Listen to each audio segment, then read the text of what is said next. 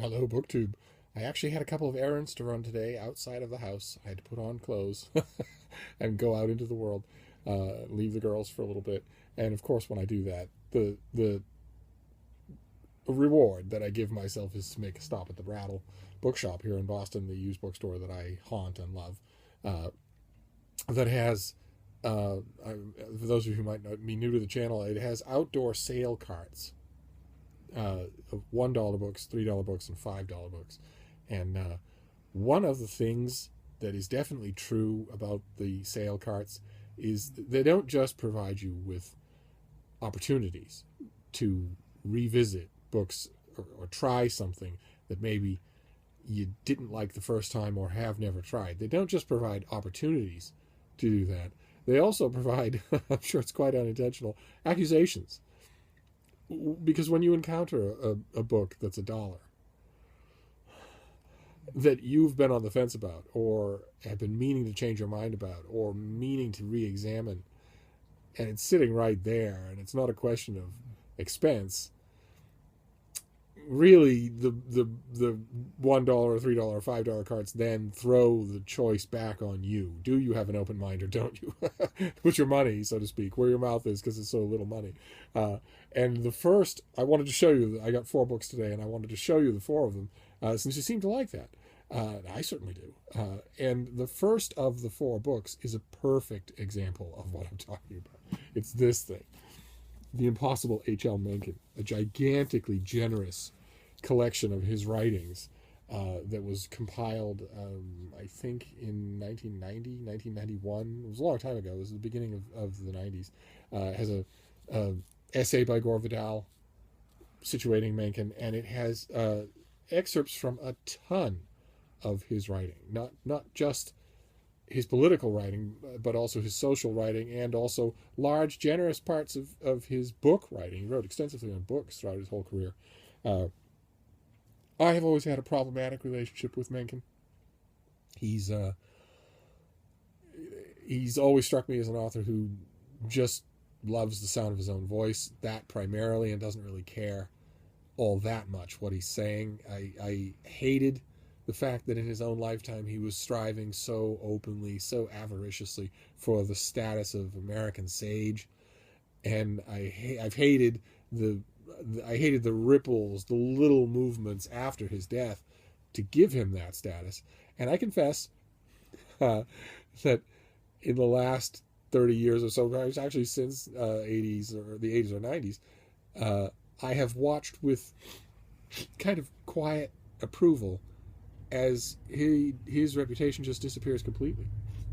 Nobody talks about him, nobody reads him, nobody writes about him, nobody remembers him except the members of my profession, except bloviating book critics who have a deadline. They have a paying editor, and they think, well, let's check Wikipedia and find out who was born this month, that sort of thing. He doesn't have any that many passionate adherents, and I saw this. I got this book when it first came out, and I read through it largely in a funk of indignation. Although even at the time, I think back in the 90s, even then, I think I was noticing what a good anthology it is. Really, the ultimate Mencken anthology. It's unless you're going to spring for the Library of America volumes or some complete set, this is the volume to have. And I think I knew that even at the time. But I just dispelled it from my mind, got rid of the book, of course. And lately, I've been thinking, do I want to revisit H.L. Mencken? He had a huge heyday as a public intellectual, and he definitely had his own distinctive literary style, whether I much like it or not. And some of his phrases and terminology have entered the common intellectual parlance. So I saw this, it sort of accused me. Do you have an open mind or don't you? Here is a fantastic collection of H.L. Mencken for nothing, for virtually no money. Are you going to take it or not? How comfortable are you in your closed mind? So I took it. And I am actually going to plow my way through the whole of this thing. The second time, I may be the only person in the world who's read it from cover to cover twice, but I am going to do it. And I'm going to do it before the end of the year, and maybe settle accounts with Mencken or open a new account with Mencken. So that was thing number one. It's a trade paperback, and the cover is kind of losing its integrity, so I will reinforce it before I read it, so that when I'm done reinforcing it, it will be indestructible. And then the next one, also a book that I had when it first came out, read, talked about. Had I been in the reviewing game, I would certainly have reviewed it for somebody. And then got rid of it. And even though it's seminal to a field that I know better than anybody, I don't understand how these things happen. It's Case Closed by Gerald Posner. This is his history of the JFK assassination and his account of it in light of all of the conspiracy theories that I've mentioned a few times on this channel before. And it's really good. It's pugnacious, it's smart, and it supports the Warren Commission. It supports the official version of what happened that day in Dealey Plaza, that President Kennedy was killed by one lone gunman. And at the time that it came out, something like 50% of the American public had come to believe that that was not true, and now that number's up around 80%. So you would think that a book coming out echoing the findings of the Warren Commission, one of the most exhaustive investigations of a public crime in American history, would be small potatoes. You know, it would be like coming out with a book in which you insist categorically that the sun goes around the earth. But now it's a minority viewpoint, and it was even so when this came out, and I was thrilled to read it. It's marvelously good. I know this subject in every last detail. I know everything there is to know about John F. Kennedy, including his death, and every theory about it. And I've written about it. Once or twice. It's one of those subjects that I tend to not write about rather than write about, but I did review Vincent Bugliosi's enormous book, his 1,500-page book on this same subject. Bugliosi did what Posner did. He went over all of the evidence, went over the Warren Commission, all of the volumes, and came to the conclusion that their conclusion was largely right, that President Kennedy was shot and killed by one gunman acting alone. I was thumbing through this on the way back to the house. I will give this a reread before it goes on the shelf. And I was reminded of how forensically good Posner is, whether you agree with him or not. Just forensically good. He'll pick apart a little detail. Take it. Just a little detail. The morning of the assassination, a coworker drives Lee Harvey Oswald to the Texas School Book Depository where he works. Notices that Oswald has a bundle under his arm, a long bundle wrapped in paper, wrapped in a bag. He asks Oswald what it is, and Oswald says they're curtain rods. And JFK conspiracy theorists have said ever since, well, you know, the rifle, the obvious inference is that the thing that Oswald was carrying in that bag was the rifle with which he would commit the crime, not curtain rods. And conspiracy theorists have said, well, you know, the eyewitnesses that saw the bag saw something that was much too small to fit the rifle that Oswald used. And Posner just picks it apart. He doesn't settle on, you know, the one or two statements that eyewitnesses made at one time or another, especially years later. Instead, he focuses on what they told under oath to the Warren Commission, in which they said, I really didn't notice how big the package was. Could have been long, could have been short. And in which Posner notes that the bag was found in the sniper's nest, and which Posner notes that the bag's interior contained fibers that were a match with the blanket that was wrapped around the rifle. And in which Posner notes as sort of a parting shot that no curtain rods were found in the Texas School Book Depository. So that sounds like a very simple thing, but there you go. I mean, If you're saying that Oswald was carrying curtain rods into the building, well, where are they? He didn't take them with him. And if it wasn't curtain rods and you say it was something other than a gun, you'd have to say what it is and where it is. It's just, I'm not saying that there aren't mysteries involved in the JFK assassination. It's one of my favorite subjects to revisit. But this is a seminal work on that subject. And I was amazed. I saw it at the Brattle and it suddenly clicked on me. Oh my God, you don't have a copy of that. So now I do. And then there's this thing. This is big. It's called the Illustrated World of Thoreau. It's a big illustrated. It's thematically broken up. It's got all sorts of quotes from Thoreau mixed in with, you get the quote and then you get photos that are along those themes. And I love it. I love books like this. It's not the works of Thoreau. It's more impressionistic. And I had this book once upon a time. I think I had it when it first came out.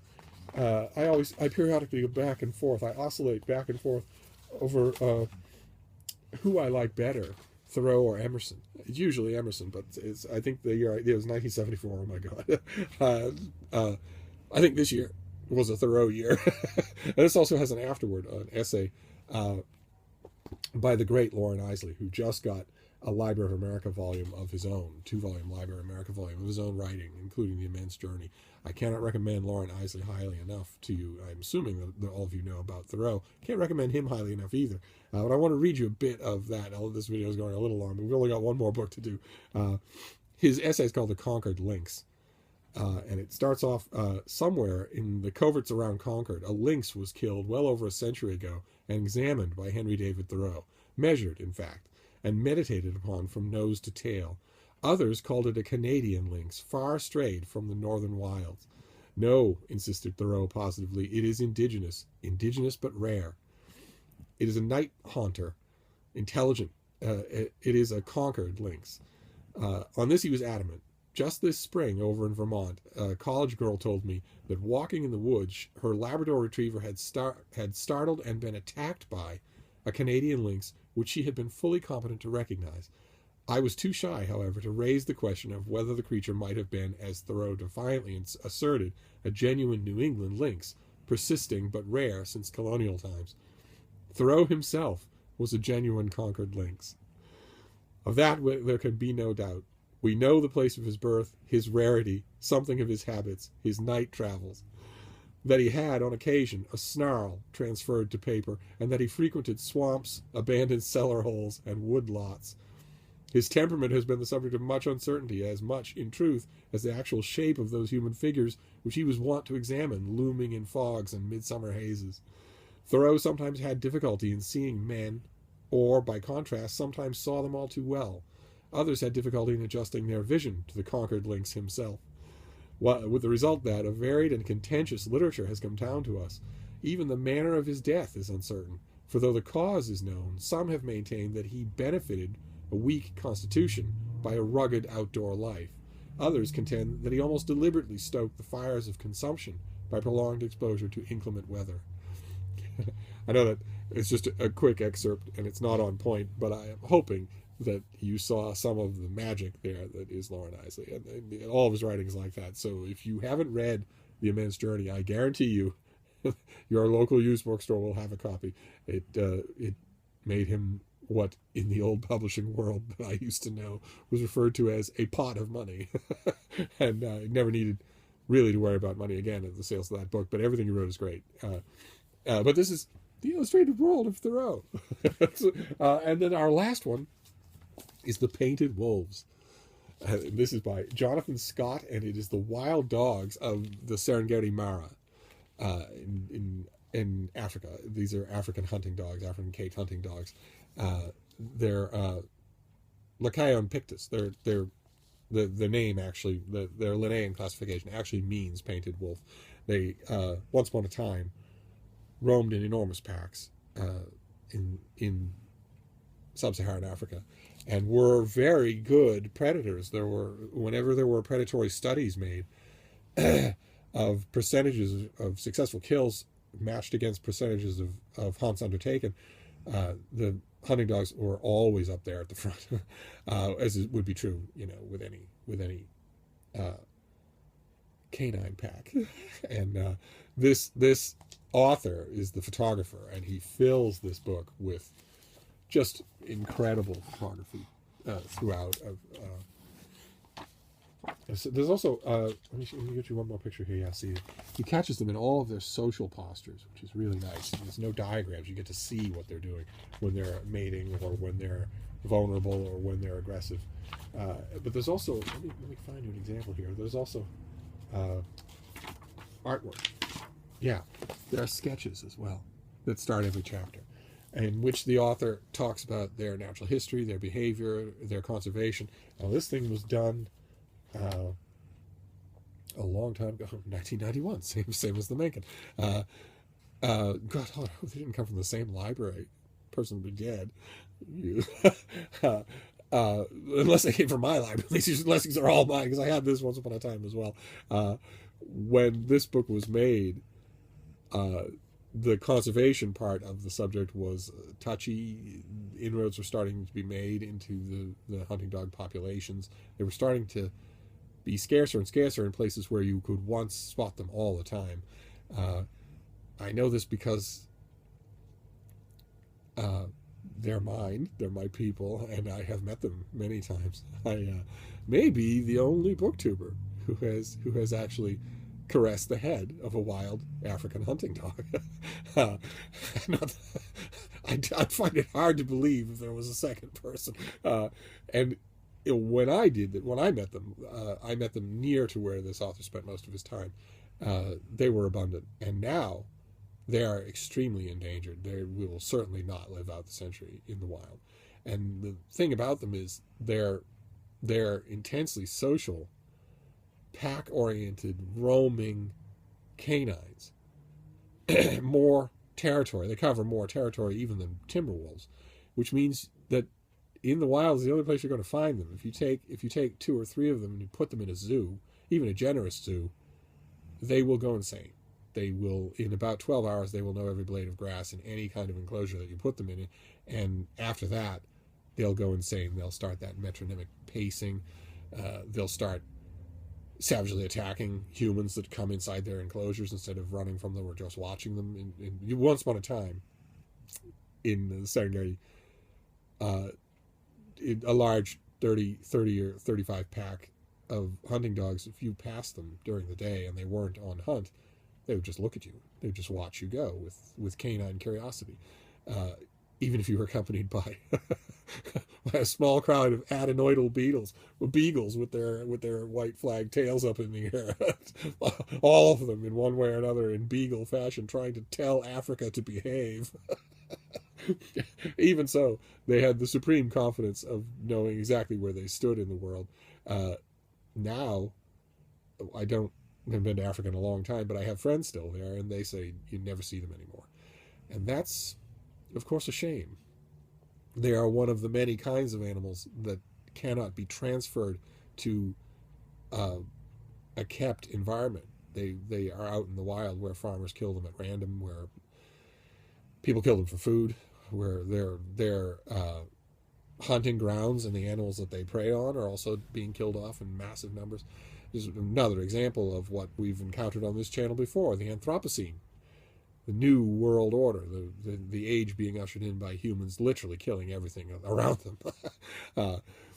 So, of course, I had to get this, because I had it once upon a time. I had it back when it first came out, and it had all sorts of fond memories for me, and now it has those fond memories plus bittersweet memories. So I have a shelf of nature books, and this is the classic on this, and there's also a book called Innocent Killers. I'll try and remember to link all of the stuff below. I think I keep failing when I say that, but I will try and remember at least to write about all of this stuff down below, so you're not constantly pausing the video in case you're interested. But this belongs on, the animal shelf that I have that's steadily growing as I find these old gems and as new ones come out. So there you have it. That is today's Brattle book haul. Also 4 books, all 4 of which I've had in the past. And also all four of which, uh, unintentionally on my part, but still all four of which demonstrate the incredible wonder and variety of the world of nonfiction. Because this is Nonfiction November. We are halfway through Nonfiction November, an event created and hosted by Gemma at Non-Fic Books and Olive at A Book Olive, in which you do just that. You become acquainted, you acquaint yourself or reacquaint yourself with the wonders of nonfiction. Well, this is a perfect example. These things are endlessly interesting, and there's not a made-up word in the bunch. Except maybe for some of Mencken's accounts of the exploits, but that's a rant for another time. Anyway, there's a tremendously long video. Terribly sorry about that. I'll go for now, and I'll be back. Thank you, BookTube.